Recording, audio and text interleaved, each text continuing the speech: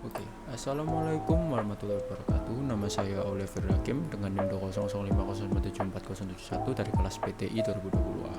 Hari ini saya akan menjelaskan tentang routing statik. Konsep routing statik. Konsep routing.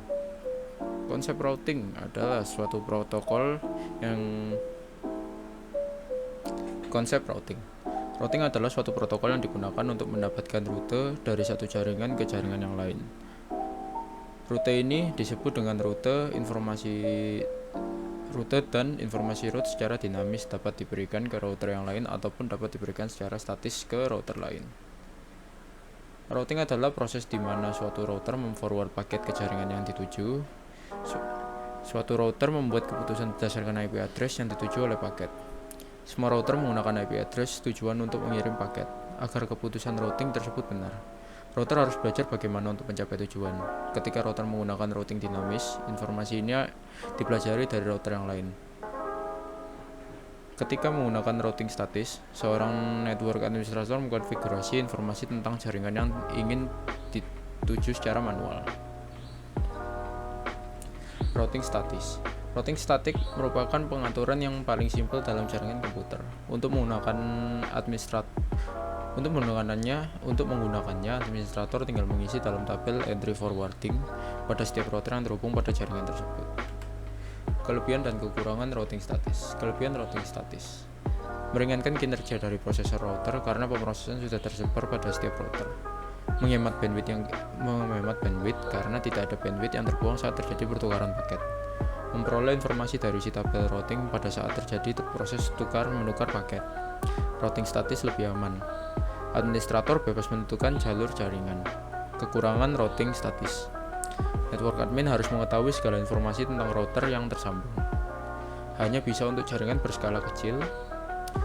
Konfigurasi lebih rumit apalagi kalau banyak komputer yang terhubung.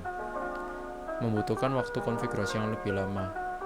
Jika ada jalur yang rusak, jaringan akan terhenti. Cara kerja routing statis. Fungsi utama router adalah meretukan paket informasi. Sebuah router memiliki kemampuan routing, artinya router secara cerdas dapat mengetahui kemana rute perjalanan informasi atau paket akan dilewatkan. Apakah ditujukan untuk host lain yang satu network ataukah berada di network yang berbeda. Jika paket-paket ditujukan untuk host pada network lain, maka router akan meneruskan ke network tersebut. Sebaliknya, jika paket-paket ditujukan untuk host yang satu network, maka router akan menghalangi paket-paket keluar. Oke, untuk praktikum kali ini kita akan praktikum routing statik menggunakan 3 PC, 3 router dan 2 server. Untuk konfigurasi tiap-tiap PC, kita mulai dari PC dulu ya. PC 1. Kita buka IP config. Ya, jadi IP-nya 192.168.1.1 dengan subnet mask 25.25.25.25.192. Lalu default gateway-nya 192.168.162. DNS-nya nggak perlu diisi. Lalu kita loncat ke PC 2. Lalu IP config 192.168.1.255.255.255.255.255.192.168.1.126. DNS-nya sama, juga nggak perlu diisi. Untuk PC 3 masih sama 192.168.1.253 25.25.25. Ini akhirnya beda, yang tadi 192, ini 128. Lalu default gateway-nya 192.168.1.254. Lalu setelah PC, kita buka router, settingan router. Pertama di fast Ethernet, dipastikan kalau port status itu on. Lalu IP konfigurasinya 192.168.1.62 dengan subnet mask 255.255.255.192. Lalu untuk port fast Ethernet 2 nya atau 192.168.1.126 dengan subnet mask 255.255.255.192. Jangan lupa dipastikan statusnya on.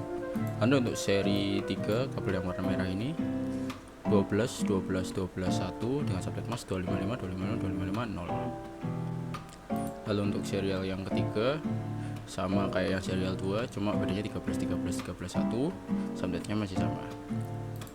Lalu kita ke router 2, fast Ethernet, IP address-nya 192.168.1.254, subnet masknya 255.255.255.128. Lalu serial 2 nya 12.12.12.2 dengan subnet 255.255.255.0. Lalu serial 3 nya 23.23.23.2 255.255.255.0. Lalu kita ke router 3,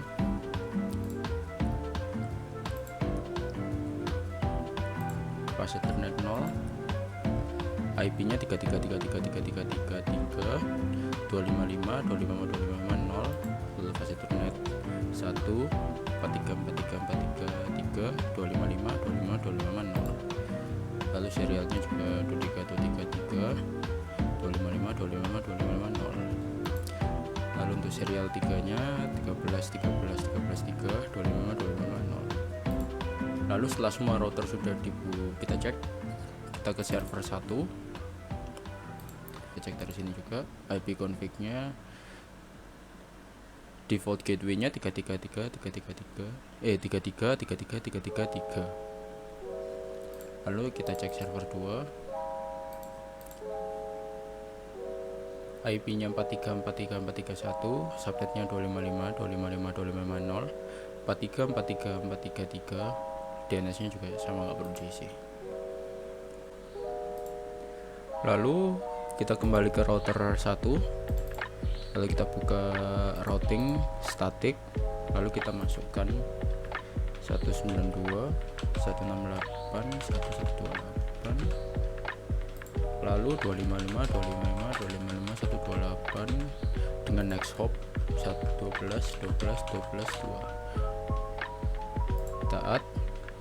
Lalu kita tambahkan lagi 33.33.33.0, lalu 255.255.0 dengan next hop 13.13.13.13.3. Lalu yang terakhir 43.43.43.0, masnya masih sama, next hopnya juga masih sama. Oke, lalu kita ke router 2, kita ulangi dulu. Jadi 192.168.1.0 dengan mas 255.255.255.128 yang memiliki next hop 12.12.12.1. Lalu 33.33.33.3.0 dengan mas 255.255.255.0 menggunakan next hop 23.23.23.3. Yang terakhir 43.43.43.0, masnya masih sama, lalu next hopnya juga masih sama. Lalu ke router 3, kita ke static, kita ulangi lagi 192.168.1.0 dengan mas 255.255.255.128. lalu next hopnya 23.23 salah 12.12.12.1. Oke, sudah. Lalu yang kedua dan yang terakhir 128 akhirnya menggunakan mas yang sama, lalu menggunakan next hop 23.23.23.2. Nah, lalu untuk percobaan selanjutnya kita coba kirim dulu simple PDU dari PC1 ke PC2, PC1 PC2, lalu kita pindah ke simulation, edit filter, SCMP saja. Kita jalankan.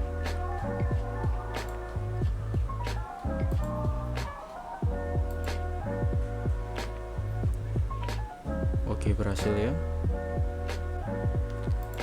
Lalu kita buat simple PDU dari PC1 ke PC3, kita jalankan.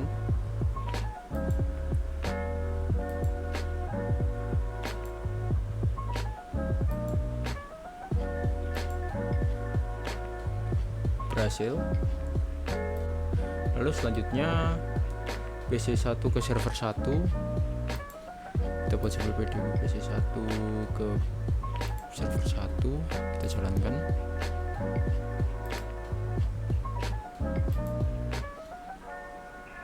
Gagal.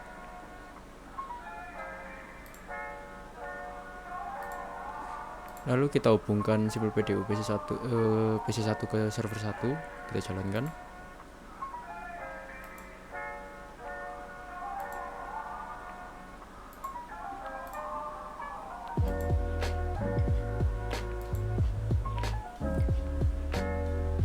Oke, berhasil. Kita delete, lalu kita bikin lagi simple PDU dari PC1 ke server 2, kita jalankan.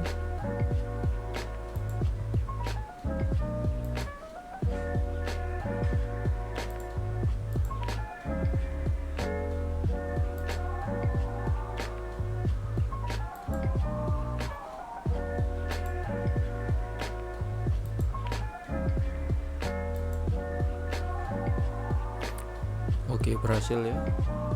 Lalu kita delete lagi, kita kirim sampai simple PDU dari PC3 ke PC1.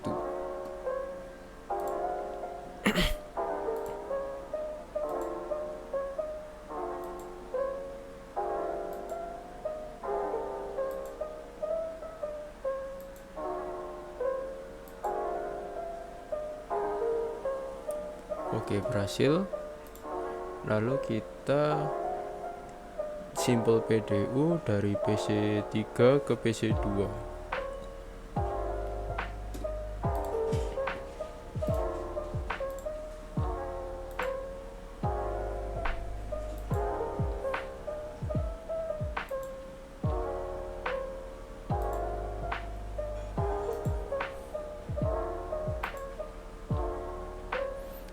Oke, berhasil.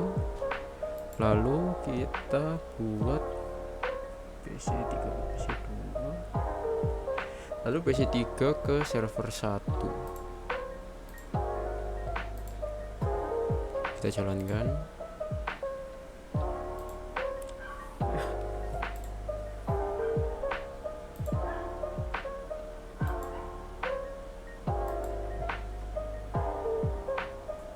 Oke, berhasil. Lalu kita buat simple PDU PC3 ke server 2, PC3 server 2.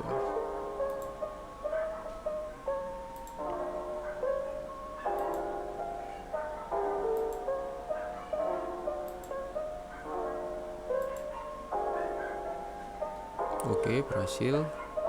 Lalu kita kirimkan simple PDU dari server 1 ke server 2, kita jalankan.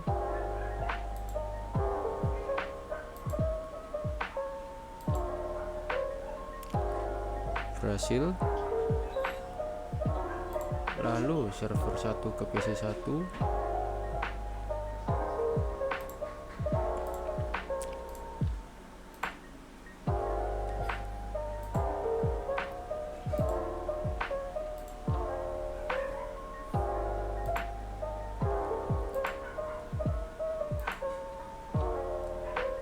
berhasil.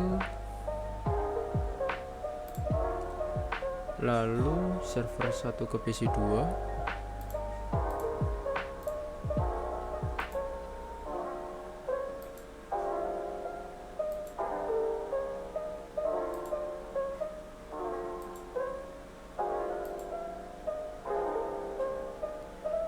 berhasil. Lalu yang terakhir server 1 ke PC3,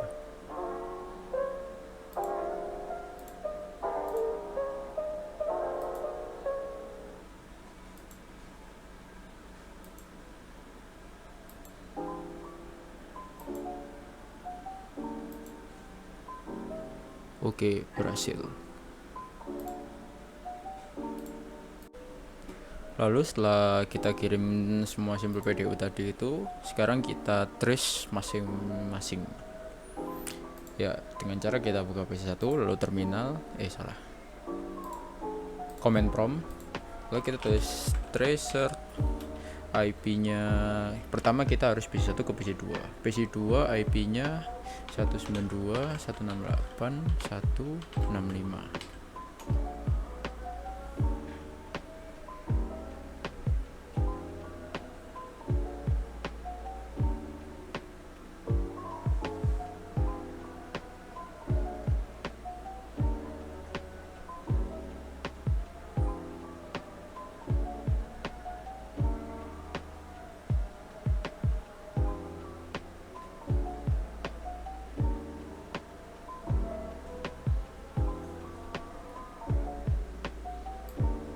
Kok lama ya?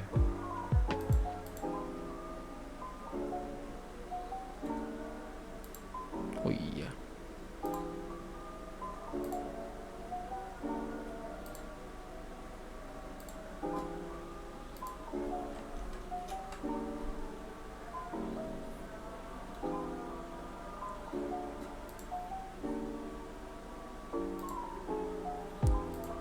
Oke. Setelah kita kirim semua simbol PDU tadi, sekarang kita trace masing-masing sesuai step yang tadi. Oke. Pertama kita kembali ke real time dulu, lalu kita ke PC1, lalu kita ke command prompt, lalu kita cari 192.168.165. Ini IP PC2.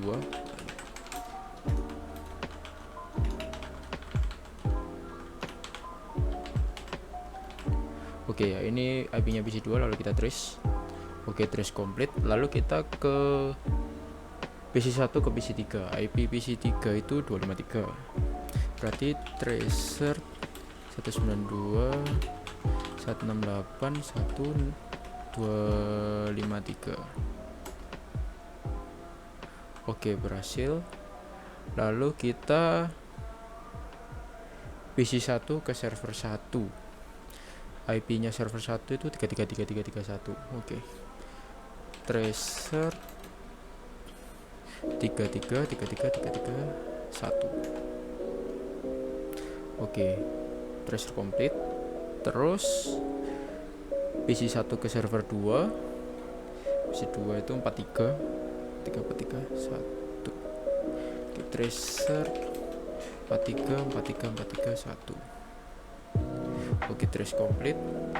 Lalu PC3 ke PC1, berarti kita ganti PC dulu. PC3 lihat lagi command prompt, lalu kita ketik tracer IP-nya PC1 192.168.165. Oke, berhasil. Lalu PC3 ke PC2, IP-nya PC2 192.168.165.